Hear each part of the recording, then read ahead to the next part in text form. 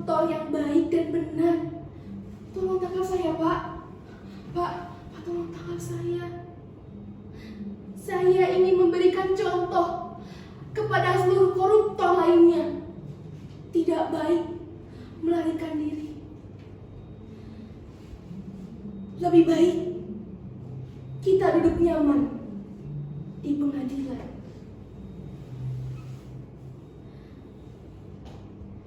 Kalau ingin sembunyi, bukankah persembunyian yang paling aman bagi para koruptor itu ada di pengadilan, Pak? Kita tidak akan diperlakukan macam paling ayam. Ayam siapa tuh?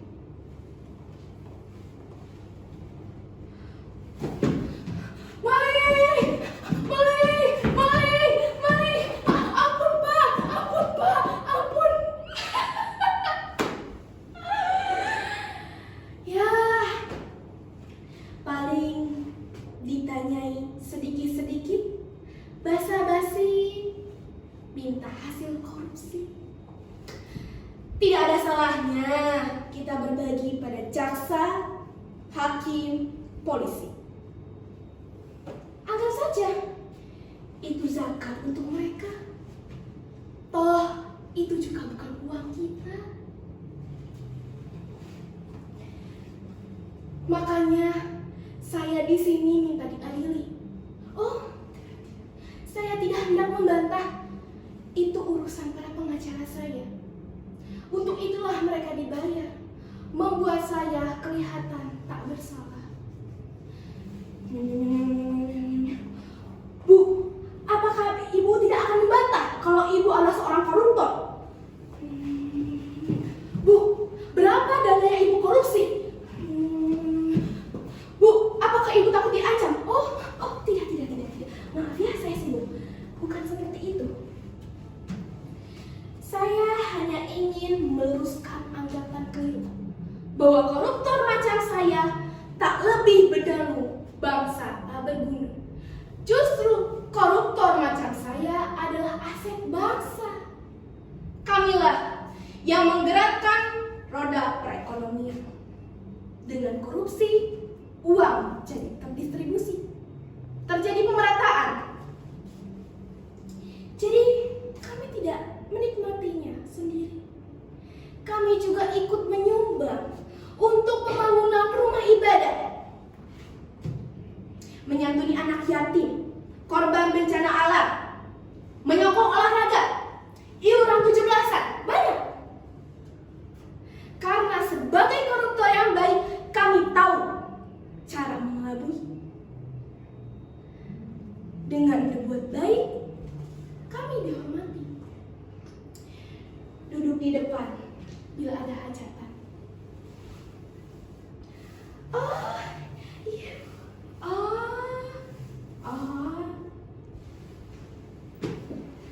Dimintai bicara di pengajian. Assalamualaikum warahmatullahi wabarakatuh. Bagaimana kabarnya? Baik? Korupsi itu indah.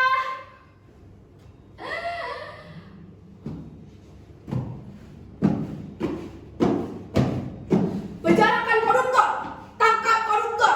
Penjarakan koruptor, tangkap koruptor. Bu, bagaimana dengan para mahasiswa yang terus berdemonstrasi untuk menuntut koruptor di penjara, Bu? Naif. Bila seluruh mahasiswa menuntut koruptor di penjara, nanti malah repot sendiri, mesti bikin banyak penjara. Karena 70% warga republik ini akan dipenjara. Bukankah itu hanya menghabiskan anggaran belanja negara?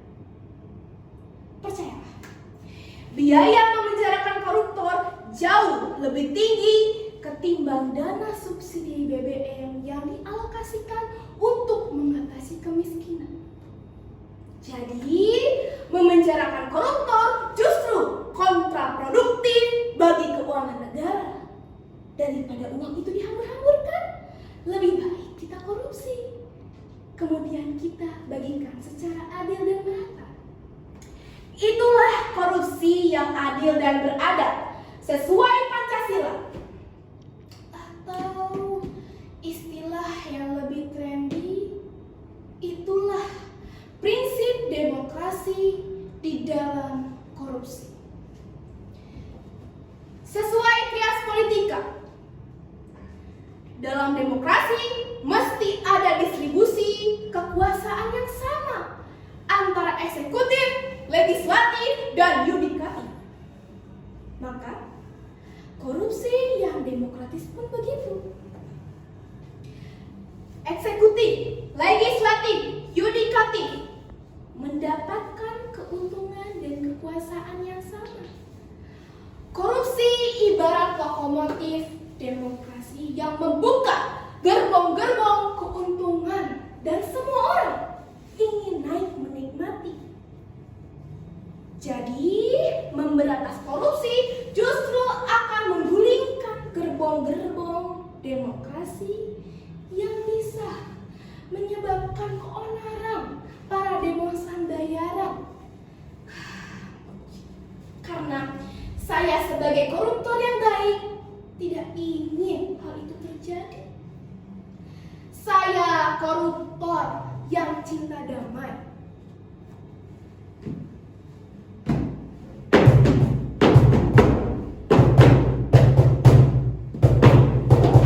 Para korup sama saja, sama-sama anjing. Korup itu anjing, anjing itu korup, korup itu profesi. Tolong, jangan terlalu pojokkan kami. Kalau soal unjuk kekuatan, kami juga bisa membayar aksi besar-besaran.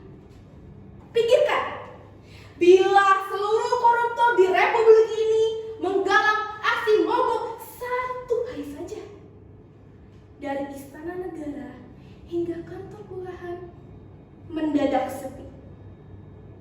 Pelayanan publik terhenti, birokrasi macet, pabrik-pabrik tidak beroperasi, departemen kosong. Jangankan ngurus surat atau bikin KTP, barangkali itu WC umum saja tidak ada yang mengurusi karena koruptor mogok. Seperti lakon legislatif. Apabila seluruh wanita memboikot laki-laki, kalian akan pusing sendiri.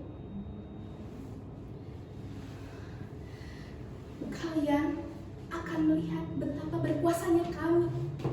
Kami ada di setiap sendi negeri ini.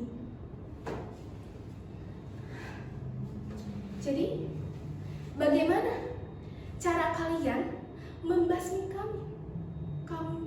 Kalian seperti mengamputasi tubuh sendiri.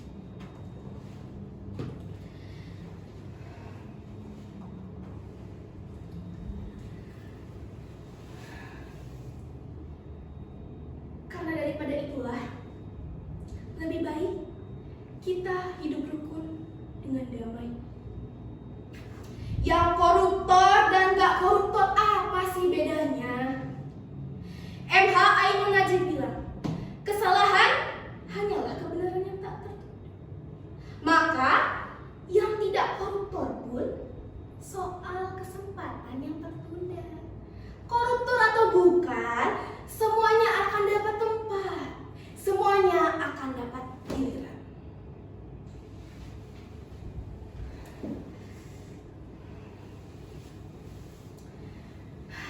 Saya tidak cari sensasi dengan semua ini.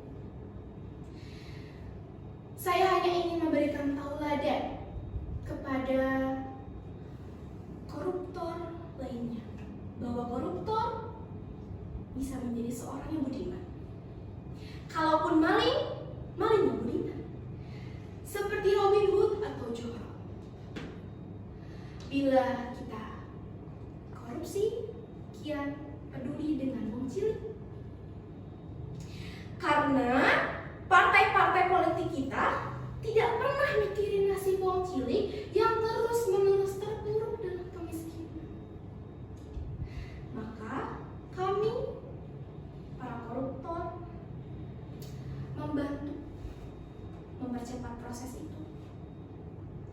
Kami, para koruptor, membantu untuk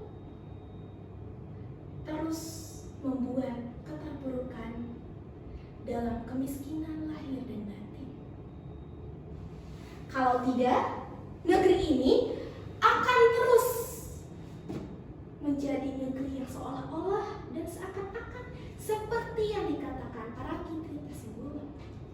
Seolah-olah demokratis, seolah-olah negeri hukum, seolah-olah agamawan, seolah-olah intelektual, seakan-akan menteri, padahal pengusaha, seakan-akan penyair, padahal setengah pengangguran. Jadi, kalaupun koruptor seperti saya bisa tetap berpenampilan tenang, penuh senyum, seperti rohaniawan seperti saya.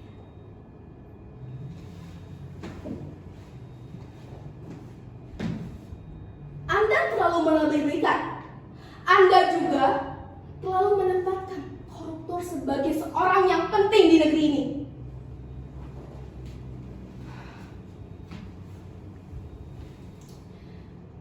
Bukan begitu.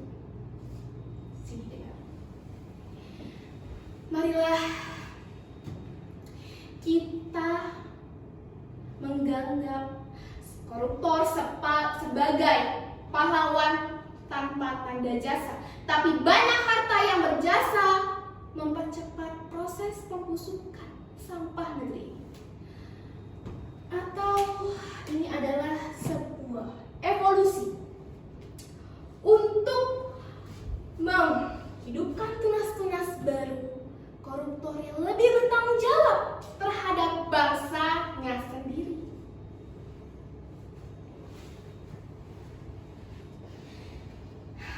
Jadi, dengan menyerahkan diri, ibu sudah merasa bertanggung jawab.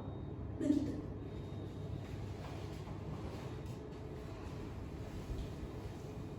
Terus terang, saya lelah menjadi buronan. Itu merendahkan martabat saya. Saya seperti penjahat sekelas patroli atau buser. Jikalau begitu, lebih baik saya hidup nyaman di penjara. Ketemu kolega koruptor saya yang lainnya. Kan lebih enak begitu. Kita bertemu kembali. Kemudian kita saling berbagi pengalaman. Kumpul bareng. Tapi korupsi tidak korupsi, asal kumpul. Lihat, saya masih tetap sehat. Hanya saja saya agak kurang waras. Kadang saya bingung sama para aparat kita. Kenapa masih sungkan-sungkannya menangkap koruptor macam saya? Nih,